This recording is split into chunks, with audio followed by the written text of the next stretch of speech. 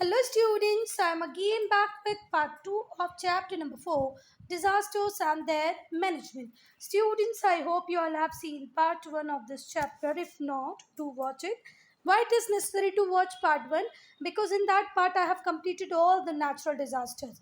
Natural disaster वाला जो part है इस chapter में वो हम पूरा पढ़ चुके हैं part 1 में. Part 2 में हम लोग start करेंगे human made disasters. ठीक है? Now human made disasters. अब अगर हम ह्यूमन मेड डिजास्टर्स की बात करें बच्चा, तो ये वो डिजास्टर है जिनके लिए कहीं ना कहीं ह्यूमन बीइंग रिस्पॉन्सिबल होंगे. ठीक कोई बात, या तो वो अकेला ह्यूमन बीइंग हो, ठीक है, या तो ग्रुप ऑफ ह्यूमन बीइंग्स हो, ग्रुप ऑफ इंडिविजुअल्स हो, या गवर्नमेंट हो. ठीक कोई बात, इनके डेलिब्रेट एक्शन, जानबूझ के किया गया इनका कोई एक काम जो बड़ा डिजास्टर बन जाए, वो ह्यूमन मेड डिजास्टर्स की कैटेगरी में आएगा.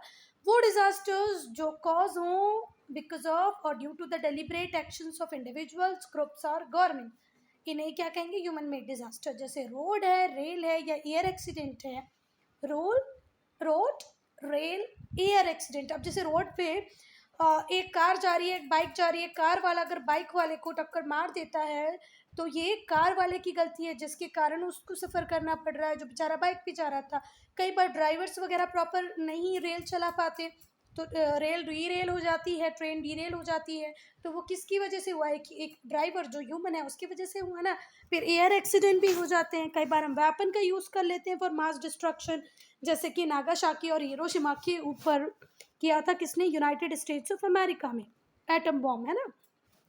चलो, कई बार हम न्यूक्लियर वेपन का यूज़ कर लेते हैं. यूएसए ने मिसयूज़ ही किया था न्यूक्लियर वेपन का नागासाकी और हिरोशिमा नागासाकी पर. ये कहाँ की सिटीज़ हैं बच्चों? जापान की 2 सिटीज़ नागासाकी और हिरोशिमा पे बॉम्ब फेंकने का काम किया था यूनाइटेड स्टेट्स ऑफ अमेरिका में. वो कौन सा बॉम्ब था? न्यूक्लियर बॉम्ब था. और अभी आप लोगों ने भी देखा होगा, जब रशिया और यूक्रेन वॉर चल रहा है तो उसमें भी कई बार बहुत ज़्यादा मास डिस्ट्रक्शन के वेपन्स वो लोग यूज़ कर रहे हैं एक दूसरे को हराने के लिए. अब जब मिसयूज होता है न्यूक्लियर वेपन का बच्चा, तो रिलीज होती हैं डेडली जॉम्स, बायोलॉजिकल डिजास्टर होता है. ठीक है. मिसयूज ऑफ डेंजरस केमिकल्स, कई बार हम लोग डेंजरस केमिकल्स का यूज़ भी करते हैं. जैसा मैं बताऊं, agent napalm and agent orange, जब फ्रेंच लड़ रहे थे किससे? वही थे नाम से. तो वियतनाम के जो लोग थे वो गुरिल्ला वॉरफेयर में बहुत अच्छे थे. फ्रेंच उनको हरा ही नहीं पा रहे थे. फ्रेंच ने क्या किया? वो गुरिल्ला वॉरफेयर कर रहे थे घने जंगलों में. तो फ्रेंच ने उन घने जंगलों को मिटाने के लिए उनके ऊपर एजेंट नेपाम और एजेंट ऑरेंज का यूज़ किया. अब एजेंट नेपाम क्या, एजेंट ऑरेंज क्या होता है बच्चा? ये आप लोग गूगल पे और ज़्यादा ब्रीफ में पढ़ लें, यहाँ पर मैं उनको डिस्कस नहीं करूँगी. तो उन लोगों ने उस पूरे फॉरेस्ट को ख़राब कर दिया एजेंट नेपाम और एजेंट ऑरेंज से. तो कई बार हम लोग हाँ केमिकल्स का यूज़ भी करते हैं. Breakout of major fire due to human negligence, कई बार ह्यूमंस ध्यान नहीं दे पाते या उनके ध्यान में रहता नहीं है, नेग्लिजेंस की वजह से भी आग लग जाती है. कई बार टॉल बिल्डिंग्स कोलैप्स हो जाती हैं. बड़ी बिल्डिंग आपने बना दी और फिर देखा विद इन 4 और 5 ईयर वो बिल्डिंग ऊपर से गिरना चालू हो गई. ब्रिजेस कोलैप्स कर जा रहे हैं बच्चा. एक ब्रिज है जिसके ऊपर से ट्रेन जा रही है, ट्रेन भी नीचे, ब्रिज भी नीचे. तो इन सबको हम क्या बोलेंगे? Human made disaster. Use of weapons, use of atom nuclear bombs, collapse of building, bridges and usage of chemical weapons, ये सब ह्यूमन मेड डिजास्टर है. जो वेपन होते हैं मास डिस्ट्रक्शन के, जैसे क्या बोलते हैं? WMD, weapon of mass destruction, include those articles, उसमें वो सारे आर्टिकल्स जुड़ जाएंगे जिनके अंदर न्यूक्लियर, केमिकल और बायोलॉजिकल वॉरफेयर की बात हो, which can cause nuclear, chemical, biological warfare. जो न्यूक्लियर वेपन्स हैं and misuse of chemicals for destructive purpose are example of weapons of mass destruction. Nuclear weapon का मिसयूज़ करना, केमिकल्स का use करना डिस्ट्रक्टिव पर्पसेस के लिए, ये सब क्या है बच्चा? Weapon of mass destruction. जैसे आप लोगों ने क्रिश 2 या क्रिश 3 में है, मुझे एग्जैक्टली ध्यान नहीं है, क्रिश 2 या क्रिश 3 में आप लोगों ने देखा होगा ना कि वो पूरे मुंबई पे एक एक ऐसे जर्म्स को फेंक देते हैं जिससे लोगों को रैशेस होने लगते हैं, उनकी आंखें खराब होने लगती हैं, मरने लगते हैं, जिसका एंटीडोट बनता है वो क्रिश के ब्लड से. देखा होगा ना, क्रिश के पापा के ब्लड से जिसका एंटीडोट बनता है. तो वैसे सच में होते हैं वैसे मास डिस्ट्रक्शन के वेपन्स. तो अगर आप किसी केमिकल का, किसी वेपन का, न्यूक्लियर वेपन का मिसयूज़ कर रहे हैं जिससे लाखों लोगों को आप मार दे रहे हैं, हज़ारों लोगों को मार दे रहे हैं, तो इन्हीं को क्या कहेंगे? Examples of weapon of mass destruction. अगर न्यूक्लियर डिजास्टर की बात करें तो several countries in the world have developed, आज बहुत सारी कंट्रीज ने डेवलप कर लिए हैं न्यूक्लियर वेपन्स। हमारे इंडिया, हमारे पास भी न्यूक्लियर वेपन्स है, हमने भी न्यूक्लियर टेस्ट किया है, ठीक है। बहुत सारी कंट्रीज़ के पास अपने न्यूक्लियर बॉम्ब है। हमारे नेबर पाकिस्तान के पास भी हैं, चाइना के पास भी, इंडिया के पास भी, यूएसए के पास भी हैं, है ना। और तो और नॉर्थ कोरिया के पास भी हैं। जो मोस्ट फेमस था nuclear weapon were the atom bombs drop by USA on Japan. USA ने सेकेंड वर्ल्ड वॉर में जापान के ऊपर एटम बॉम्ब ड्रॉप किया, ठीक है। ये मोस्ट फेमस न्यूक्लियर वेपन था एटम बॉम्ब, जिसको गिरा दिया किसने? यूएसए ने। किसके ऊपर? जापान के ऊपर। कब? सेकेंड वर्ल्ड वॉर में। ठीक है बात, कब गिराया बेटा? On 6 August 1945 American bomber Enola Gay drop the atomic bomb dubbed the little boy, dubbed the little boy, ठीक है। तो उस बॉम्ब का नाम क्या था? Little boy. जो पहला बॉम्ब गिराया उसका नाम क्या था? Little boy. 6 अगस्त 1945 को अमेरिकन बॉम्बर एनोला गे ने ड्रॉप किया पहला एटॉमिक बॉम्ब हिरोशिमा के ऊपर, जिसका नाम कोड वर्ड था लिटिल बॉय, ठीक है। जापान के हिरोशिमा पे लिटिल बॉय मतलब एटॉमिक बॉम्ब को गिरा दिया। There was total destruction in which 66,000 people were killed, ठीक है। And 69,000 people were injured. 66,000 मर गए, 69,000 इंजर्ड हो गए। और बेटा ये ऑफिशियल डेटा होता है, जो रियल डेटा से हमेशा कम ही होता है, ठीक है बात। हमेशा देखना, कहीं पर भी कोई ट्रेन एक्सीडेंट हुआ हो, कोरोना डेथ हुई हो, जो ऑफिशियल डेटा होता है, ऑफिशियल एस्टिमेट होता है, वो रियल एस्टिमेट से, रियल फैक्ट से, फिगर से थोड़ा सा कम ही होता है। जो 66,000 पीपल किल्ड हो गए, 69,000 इंजर्ड हो गए।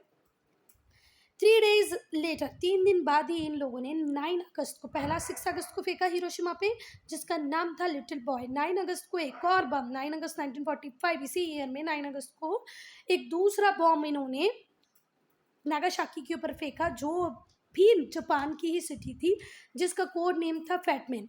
6 अगस्त को जो फेंका उसका कोड नेम क्या था? Little boy. 9 अगस्त को जो फेंका उसका कोड नेम क्या था? Fat Man. Was dropped over the city of Nagasaki. ये जो बॉम्ब था इसने 39,000 पीपल को किल किया और 25,000 पीपल को इंजर्ड किया, ठीक है बात। Again this is a government figure, जो कि रियल से बहुत कम ही होता है। सो यहाँ पर आप 1 मार्क क्वेश्चन बन सकते हैं। जो हिरोशिमा पे बॉम्ब हमने ड्रॉप किया उसका नाम क्या था? कोड नेम क्या था? Little boy. जो नागासाकी पे किया उसका कोड नेम क्या था? फैटमैन। हिरोशिमा पे कब किया? 6 अगस्त 1945। नागासाकी पे कब किया? 9 अगस्त 1945 में, ठीक है। और अमेरिकन बॉम्बर का नाम क्या था? एनोला गे। कांस्टेंट रिस्क रहता है बच्चा कि हम कभी भी एक्सपोजर में आ सकते हैं न्यूक्लियर रिएक्टर के रेडिएशंस के, ठीक है। न्यूक्लियर रिएक्टर्स का यूज़ होता है इलेक्ट्रिसिटी को जनरेट करने में। जनरेशन ऑफ इलेक्ट्रिसिटी होता है न्यूक्लियर रिएक्टर से, और कभी भी ऐसा हो सकता है कि उस रिएक्टर से न्यूक्लियर क्या बोलना चाहिए, हार्मफुल रेज निकलने लग जाएं और वो रेज के एक्सपोजर में हम लोग आ जाएं। ऐसा एक एक्सीडेंट हुआ था, ऐसा एक इंसिडेंट था, वो हुआ 25 अप्रैल 1986 में। कब हुआ? 25 अप्रैल 1986 में, जहाँ पर एटॉमिक प्लांट जो था चेरनोबिल में। कहाँ पर? चेरनोबिल, चेरनोबिल में, यूक्रेन, ठीक है। 25 अप्रैल 1986 को ऐसा ही एक एटॉमिक प्लांट था चेरनोबिल, यूक्रेन में।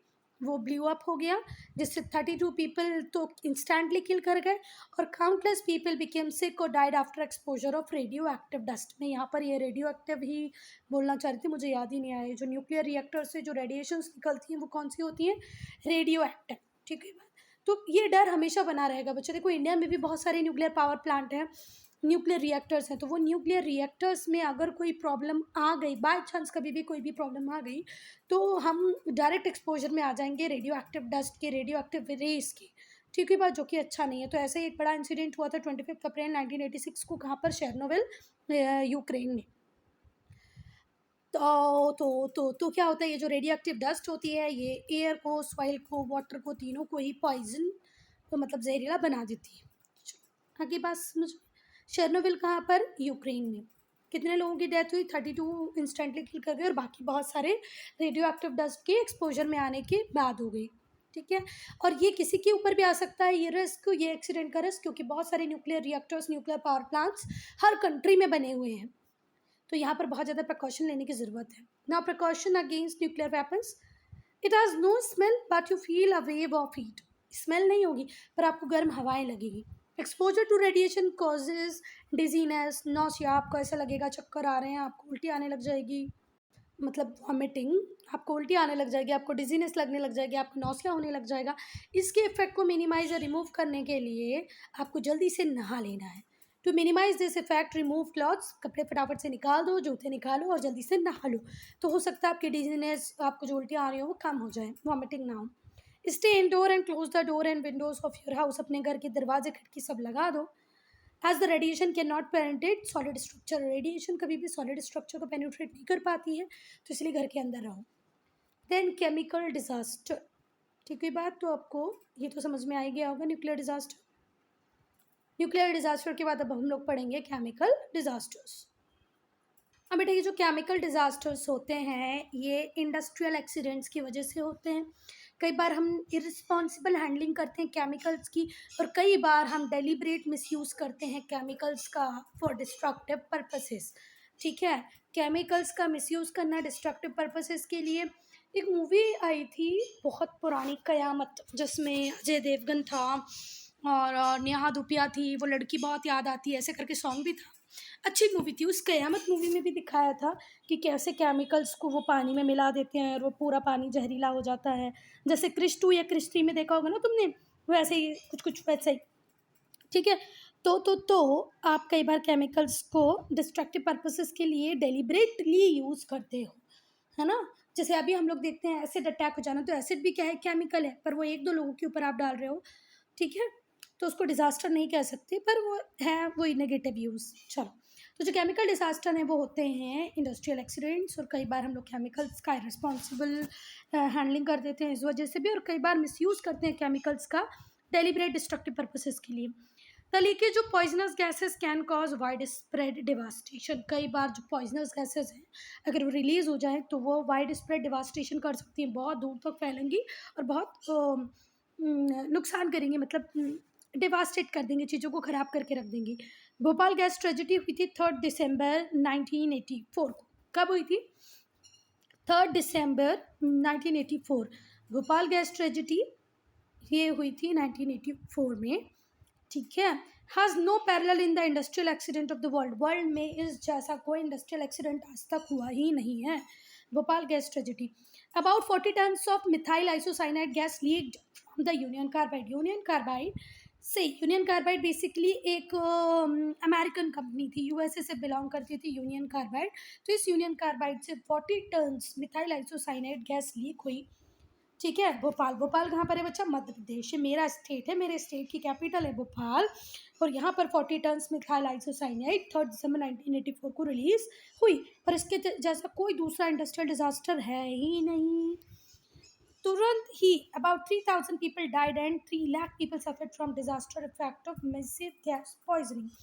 3000 लोग तो तुरंत ही मर गए।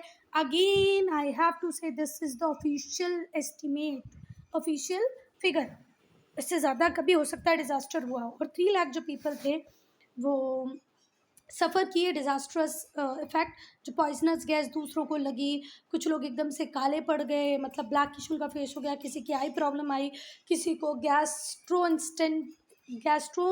इंटेस्टाइनल प्रॉब्लम आ गई, किसी को कोई प्रॉब्लम आ गई, मतलब बहुत ज़्यादा लोग सफ़र किए। 3 लाख पीपल सफ़र किए इसके पॉइजनस गैस के इम्पैक्ट से, 3000 तो तुरंत ही मर गए। प्रिकॉशन अगेंस्ट केमिकल डिजास्टर क्या रख सकते हैं हम? Find out whether the industrial units close to your area use any hazardous chemical और नॉट। आप ये बहुत ज़्यादा ध्यान रखो कि आपकी लोकेलिटी के आसपास अगर कोई इंडस्ट्री है तो क्या वो कोई हैजार्डस केमिकल का यूज़ कर रही है। अगर कर रही है तो आप गवर्नमेंट को रिक्वेस्ट करो कि भाई इस फैक्ट्री को, इस इंडस्ट्री को यहाँ से शिफ्ट करा लो। Find out about the emergency plan to deal with such a industrial accident. और अगर गवर्नमेंट नहीं सुन रही है तो कम से कम गवर्नमेंट को ये तो बोल दो कि हमें इमरजेंसी प्लान बता दो। उस इंडस्ट्री में जाके आप लोग कांटेक्ट करें कि अगर कोई डिज़ास्टर हो जाए तो क्या इमरजेंसी एवैक्यूएशन प्लान क्या होगा आपको, हम कैसे यहाँ से निकलेंगे, ये फैक्ट्री वर्कर्स को भी पूछना चाहिए अपने ऑनर से, और रेसिडेंशियल एरिया अगर आसपास है तो उनको भी पूछना चाहिए। पहली बात तो गवर्नमेंट को ऐसी फैक्ट्रीज इंडस्ट्रीज़ को रेसिडेंशियल एरिया से बहुत दूर रखना चाहिए। चलो दूर रख दिया, तो जो वर्कर्स वहाँ पर काम करें उनकी जानों का क्या, तो उनकी जानों को भी ध्यान में रखते हुए सरकार को जिस जो ऑनर्स है उनको बोलना चाहिए कि भैया एवैक्यूएशन प्लान, इमरजेंसी प्लान आप रेडी रखो। और हाँ, ये भी बहुत ज़्यादा ज़रूरी है कि हमारे पास एंटीडोट्स हैं कि नहीं। अगर इन केस ऑफ पॉइजनिंग हो गई तो हमारे पास एंटीडोट्स उसके लिए अवेलेबल है कि नहीं। ये मुझे बिल्कुल क्रिश 2 है कि क्रिश 3 है, मुझे कमेंट सेक्शन में लिख के बताना वो मूवी क्रिश 2 है कि क्रिश 3 है, किस में दिखाया है ये एंटीडोट्स वाला, तो वो है कि नहीं अवेलेबल। फिर आपको चार्ट रखना है, dos and don'ts for chemical disaster. आप एक प्रॉपर चार्ट रखो जिसमें क्या करना है और क्या नहीं करना at the time of chemical disaster. ये जो इन्फॉर्मेशन है is either gathered from supplied by industrial unit. ये जो इन्फॉर्मेशन है आप गैदर कर सकते हो फ्रॉम और सप्लाइड बाय इंडस्ट्रियल यूनिट, या तो आपको जाके पूछ लो, ये इंडस्ट्रियल यूनिट खुद रिस्पॉन्सिबली आपको बता दें। ठीक है बात। Now biological disasters. अब आ गए हम लोग उस रियल कैटेगरी में जहाँ पर अभी तक मैं बार बार बोल रही थी ना, वो मूवी है क्रिश 3, जिसमें ऋतिक रोशन है, जिसमें प्रियंका चोपड़ा है, कंगना रनौत है, उसमें यूज़ हुआ है बायोलॉजिकल डिजास्टर्स का। ठीक है। और जो मूवी मैंने कयामत बोली, कयामत में केमिकल्स का यूज़ हुआ, वो पानी में पूरा केमिकल्स मिला देते हैं और फिर वो प्रॉब्लम क्रिएट करता है। और बायोलॉजिकल डिजास्टर किस में यूज़ हुआ है, क्रिश 3 में। ठीक है बात। चलो मूवी देखोगे तो पता चल जाएगा तुम लोगों को। Biological attack means release of germs और अदर बायोलॉजिकल सब्सटेंसेस। आप बायोलॉजिकल सब्सटेंसेस को रिलीज कर दें, जर्म्स को रिलीज कर दें, तो इसको क्या कहेंगे, biological attacks. Such substance can enter the body through inhalation. आपने सांस ली तो वो आपकी बॉडी के अंदर चला गया। आपकी स्किन में अगर कोई कट है तो वहाँ से जा सकता है। अगर आपने उस फूड को खा लिया जिस पे वो जर्म था तो हो सकता है। ठीक है बात। तो आपकी इनहेलेशन मतलब सांस के थ्रू अंदर जा सकता है, स्किन कट के थ्रू जा सकता है। अगर आपने कोई फूड ईट किया जिसको ऑलरेडी वो जर्म्स रख चुका था तो भी आप बीमार हो जाएंगे। अदर वेपन्स के कंपैरिजन में, मास डिस्ट्रक्शन के जो अदर वेपन्स थे उनके कंपैरिजन में जो बायोलॉजिकल वेपन होते हैं वो तुरंत काम करने लगते हैं। But the symptoms may not be visible immediately. काम ये अंदर अंदर करने लगते हैं, हो सकता है इमीडिएटली इसका असर दिखे या ना दिखे। ठीक है। This makes it difficult to diagnose the cause of sickness. और तुरंत जब आप डॉक्टर के पास जाओगे बिना बेटा तो वो डायग्नोस ही नहीं कर पाएगा कि आपको ये किस वजह से हो रहा है। जो बायोलॉजिकल एजेंट्स होते हैं और जर्म्स होते हैं टेक टाइम टू मैनिफेस्ट। ये बॉडी के अंदर पूरी तरह घुलने मिलने में लेते हैं टाइम। जो जर्म्स होते हैं can effect even the attending medical and paramedical staff. जो जर्म्स होंगे वो जो आपको डॉक्टर अटेम्प्ट कर रहा होगा, जो आपको चेकअप कर रहा होगा, जो पैरामेडिकल स्टाफ होगा, जो आपका ब्लड टेस्ट वगैरह कर रहा होगा, उसको भी लग जाएंगे। जैसे कोरोना में भी यही प्रॉब्लम थी। ठीक है ना। कोरोना भी जो जो जो डॉक्टर्स थे वो पूरा पीपी किट में रहते थे जब वो अटेंड करते थे किसी कोरोना पेशेंट को। और कितने सारे डॉक्टर्स को हमने देखा जिनको कोरोना हो भी गया because they have attended the corona patients. तो ये बिल्कुल नॉर्मल है। प्रिकॉशन क्या लेनी है आपको बच्चा, पहली बात तो आपको पूरी तरह अपने आप को प्रोटेक्ट करना है। अगर आपको पता है कि कोई अननोन सब्सटेंस आपके आसपास है तो वहाँ से उस प्लेस से इमीडिएटली आप हट जाएं। अपने माउथ को, अपने नोज़ को क्लॉथ के पीस से कवर करें। हाँ, that can permit easy breathing. मतलब अपन लोगों ने देखा था ना अभी मास्क आए थे, मास्क कितने टाइप के आए थे, 95 पता नहीं क्या क्या। हम लोगों ने तो सिंपल कॉटन के पहने थे। तो मतलब कॉटन क्लॉथ जो आपकी ब्रीदिंग में प्रॉब्लम ना क्रिएट करे, ब्रीथ करने थे आपको, वैसा आप नोज़ को और माउथ को कवर कर लेना। मुंह भी पूरा कवर करो, नाक भी पूरी कवर करो। ठीक है। Inform other and public authorities about the possibility of such substance. और आपको इन्फॉर्मेशन देना है पब्लिक अथॉरिटीज़ को कि भाई ऐसा कोई सब्सटेंस है जो यहाँ एयर में या वाटर में है, आप इसके लिए कुछ करो। अब हम देखेंगे एक्सीडेंशियल डिजास्टर्स। बहुत सारे एक्सीडेंशियल डिजास्टर हो सकते हैं। Of all the disasters caused by human error, जो मोस्ट कॉस्टली है in term of loss of life और प्रॉपर्टी, वो है accident by vehicle. Every year a large number of people die in our country due to road and rail accident. Road accident की वजह से, rail accident की वजह से हमारी कंट्री में बहुत सारे लोग हर साल मर जाते हैं। तो ये बहुत ही बुरा है बच्चा। Throughout the maritime history, पूरी मेरीटाइम हिस्ट्री में there have been many disaster shipwrecks, बहुत बड़े बड़े शिपरैक्स हुए हैं। इसमें से सबसे नोन है टाइटैनिक हिट, जिसके ऊपर मूवी भी बनी हुई है। 14 अप्रैल 1912 को एक ब्रिटिश लाइनर थी टाइटैनिक, वो हिट कर गई आइसबर्ग्स में इन नॉर्थ अटलांटिक ओशन में। नॉर्थ अटलांटिक ओशन के आइसबर्ग्स से टकराने के बाद टाइटैनिक पूरी तरह डूब गई थी। The unsinkable ship went down in less than 3 hours and 1500 out of its 2200 passenger and crew died. ठीक है, 2200 टोटल पब्लिक थी वहाँ पर, क्रू मेंबर भी थे इंक्लूडिंग ऑल। 1500 की तो तुरंत ही डेथ हो गई। ये अनसिंकेबल शिप थी। The unsinkable ship went down in less than 3 hours. Air crashes are always fatal, ठीक है, and can occur due to bad weather. Bad weather की वजह से, ह्यूमन एरर की वजह से, कई बार शॉर्टेज ऑफ फ्यूल की वजह से, और कई बार मैकेनिकल फेलियर की वजह से एयर क्रैश हो जाते हैं। जैसे अभी हमारा बहुत बड़ा लॉस हुआ था एयर क्रैश से, किसका बच्चों? बिपिन रावत। आप लोगों को ज़रूर पढ़ना चाहिए बिपिन रावत के बारे में। किसके बारे में पढ़ना है बच्चा?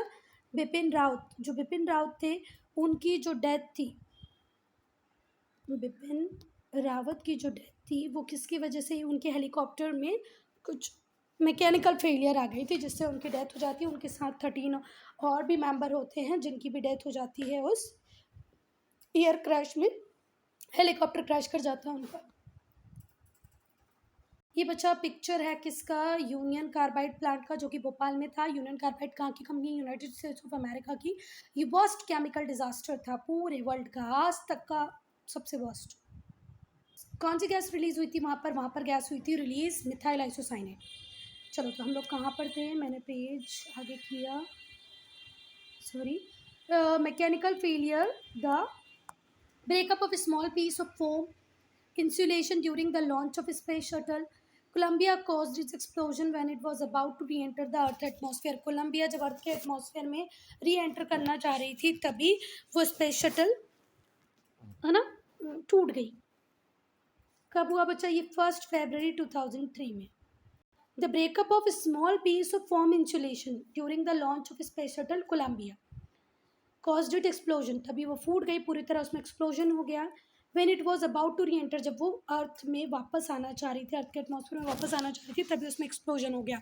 कब हुआ ये? फरवरी 1, 2003 में। रोड और rail accident and breakouts of fire in civil area, कहीं पर भी आग लग गई। अभी हम लोगों ने देखा था कि राजस्थान कोटा में एक कोचिंग में आग लग गई थी, तो बच्चे कुछ तो फायर से मर गए, एसी की फायर से, और कुछ लोग वो कोचिंग से जब कूदने लगे तब मर गए, है ना। तो रोड और रेल एक्सीडेंट बहुत कॉमन है।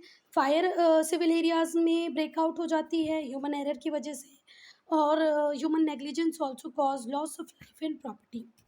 प्रिकॉशन अगेंस्ट एक्सीडेंशियल डिजास्टर, आपको ट्रैफिक रूल को प्रॉपरली फॉलो करना है जिससे रोड एक्सीडेंट अवॉइड होंगे ही होंगे। Organise traffic safety week in your school to learn about the traffic rule. Organise करना है आपको ट्रैफिक सेफ्टी वीक अपने स्कूल में, ठीक है बात। इन्फॉर्म द पुलिस स्टेशन और fire station immediately after any road rail और फायर एक्सीडेंट। जब भी कोई रोड रेल या फायर एक्सीडेंट हो तो जल्दी से पुलिस स्टेशन, फायर स्टेशन को आपको इन्फॉर्म कर देना है। Find out from the fire station about the dos and don'ts in case of fire outbreak. अगर फायर आउटब्रेक हो जाए तो आपको क्या करना है, क्या नहीं करना है, ये आपको जानकारी ले लेना चाहिए। किससे? फायर स्टेशन से। डिज़ास्टर मैनेजमेंट हम लोग पढ़ेंगे बच्चा पार्ट 3 में, ठीक है। मैं यहाँ पर वीडियो को करती हूँ ख़त्म। अगर कोई डाउट है, कोई प्रॉब्लम है तो प्लीज़ कमेंट सेक्शन में लिखें।